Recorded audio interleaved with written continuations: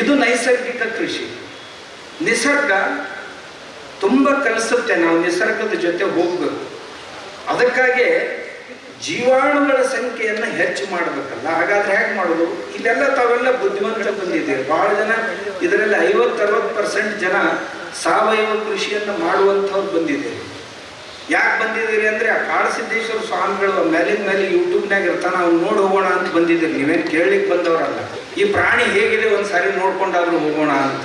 ಇನ್ನು ಕೆಲವು ಜನ ಏನೋ ಭಾಳ ಹೇಳ್ತಾರೆ ಸಾವಯವ ಸಾವಯವ ಅಂತ.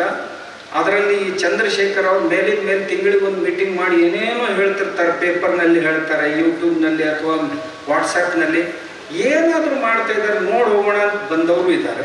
ಇನ್ನು ಕೆಲವು ಜನ ಸಾಧ್ಯ ಆದರೂ ಮಾಡೋಣ ಅಂತ ಬಂದವರು. 100 ಮಂದಿ ಬಂದಿದ್ರು ಅಂತಂದ್ರೆ ನಾನು ಅಂದ್ಕೊಂಡಿರ್ತೀನಿ 2-3 ಜನ ಕನ್ವರ್ಟ್ ಆಗ್ತಾರೆ. ಚಂದ್ರಶೇಖರ್ ಅವ್ರ ಹತ್ರ ಹೋದ್ರೆ 7-8 ಜನ ಕನ್ವರ್ಟ್ ಆಗ್ತಾರೆ. ಉಳಿದದ್ದೆಲ್ಲ ಫಿಲಿಂಗ್ ದ ಬ್ಲ್ಯಾಂಕ್ಸ್, ತುಂಬಲಿಕ್ಕೆ ಬಂದಿರ್ತೀರಿ. ಆದರೆ ಈ ಬೀಜ ಒಂದ್ಸಾರಿ ತಲೆಯಲ್ಲಿ ಬಿತ್ತು ಅಂತಂದ್ರೆ ಇಂದಿಲ್ಲ ನಾಳೆ ಅದು ಅಂಕುರಿತ ಆಗುತ್ತೆ ಅನ್ನೋದು ನಮ್ಮ ಭರವಸೆ. ನಾನೀಗ 30 ವರ್ಷದ ಹಿಂದೆ ಈ ಕೆಲಸ ಆರಂಭ ಮಾಡಿದಾಗ ಈ ಸ್ವಾಮಿ ತಲೆ ಕೆಟ್ಟಿದೆ ಅಂತಂದ್ರೆ ಕೆಲವು ಜನ ಏನು ಹೇಳಿದ್ರು ಅಂದ್ರೆ, ಸ್ಪುಟ್ನಿಕ್ ಯುಗ ಇದು, ಎಲ್ಲ ಜನ ಚಂದ್ರನ ಮೇಲೆ ಹೋಗುವಂತ ವಿಚಾರ ಮಾಡುವಾಗ ಈ ಸ್ವಾಮಿಗಳು ಗುಡ್ಡದ ಮೇಲೆ ಹೋಗುವಂತ ಮಾತುಗಳನ್ನು ಮಾತಾಡ್ತಾ ಇದ್ದಾರೆ ಅಂತಂದ್ರು. ಆದರೆ ಎಲ್ರಿಗೂ ಇವತ್ತು ರಿಯಲೈಸ್ ಆಗ್ತಾ ಇದೆ, ಇಲ್ಲ ನಾವೆಲ್ಲೋ ತಪ್ತಾ ಇದ್ದೀವಿ. ನಮ್ಮ ವಿಜ್ಞಾನಿಗಳು ಸಹಿತ ಇವತ್ತು ಪ್ರಾಮಾಣಿಕವಾಗಿ ಒಪ್ಕೊಳ್ತಾ ಇದ್ದಾರೆ. ಸ್ವಾಮಿನಾಥನ್ನವರ ಕಾಲದಲ್ಲಿ ಯಾರೂ ಒಪ್ಕೊಳ್ಳಿಕ್ಕೆ ಸಾಧ್ಯ ಇರಲಿಲ್ಲ. ಕೊನೆಗೆ ಸ್ವಾಮಿನಾಥನ್ನವರು ಅಂದ್ಕೊಂಡದ್ದು ಏನು ಅಂದರೆ, MS ಸ್ವಾಮಿನಾಥನ್ನವರು ನಾನು ದೊಡ್ಡ ತಪ್ಪು ಮಾಡಿದೆ ಈ ದೇಶದಲ್ಲಿ, ಅದಕ್ಕೆ 2000 ಎಕರೆಯಲ್ಲಿ ನಾನು ಸಾವಯವವನ್ನು ಮಾಡಿ ತೋರಿಸ್ಬೇಕು ಅಂತ ಸಾವಯವದ ಪ್ರಾತ್ಯಕ್ಷಿಕೆಗಳನ್ನು ಸ್ವಾಮಿನಾಥನರು ಮಾಡಿದರು.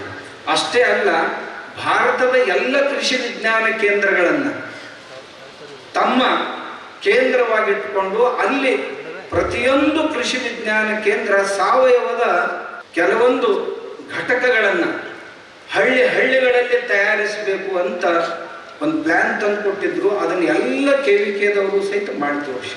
ಅಂದರೆ MS ಸ್ವಾಮಿನಾಥನ್ರಿಗೂ ಅನಿಸ್ತು, ಒಂದು ಕಾಲಕ್ಕೆ ಈ ದೇಶದಲ್ಲಿ ಧಾನ್ಯದ ಕೊರತೆ ಆಗಿತ್ತು, ಇಲ್ಲ ಅಂತಿಲ್ಲ. ಅದಕ್ಕಾಗಿ ಏನೇನೋ ಮಾಡಿದೀವಿ ನಾವು. ಆದರೆ ಅದರ ಪರಿಣಾಮ ಎಷ್ಟು ಭೀಕರವಾಗಿರುತ್ತೆ ಅಂತ ಅಂದ್ರೆ, ನಮ್ಮ ದೇಶದಲ್ಲಿ ಹಾಸ್ಪಿಟಲ್ ಇಂಡಸ್ಟ್ರಿ ಎಷ್ಟು ಅಗಾಧವಾಗಿ ಬೆಳೆಯುತ್ತೆ ಅಂತ ಅನಿಸಿರ್ಲಿಲ್ಲ. ಇಷ್ಟು ಜನರ ಬಲಿ ಕೊಡಲಿಕ್ಕೆ ಅದು ನಮ್ಮನ್ನ ಅನಿವಾರ್ಯವಾಗಿಸುತ್ತೆ ಅಂತ ನಮ್ಗೆ ಅನಿಸಿರ್ಲಿಲ್ಲ. ಅದರ ಪರಿಣಾಮ ಕೋಟಿಗಟ್ಟಲೆ ಜನರು ತಮ್ಮ ಪ್ರಾಣ ಬಿಡಬೇಕಾಗಿದೆ. ಕೋಟಿಗಟ್ಟಲೆ ಜೀವಾಣು, ಅಬ್ಜಾವಧಿ ಜೀವಾಣುಗಳು ಅದರ ಪ್ರಯೋಗದಲ್ಲಿ ಸತ್ತು ಹೋದವು. ಹಾನಿ ಆದದ್ದು ಆಗಿ ಹೋಯಿತು.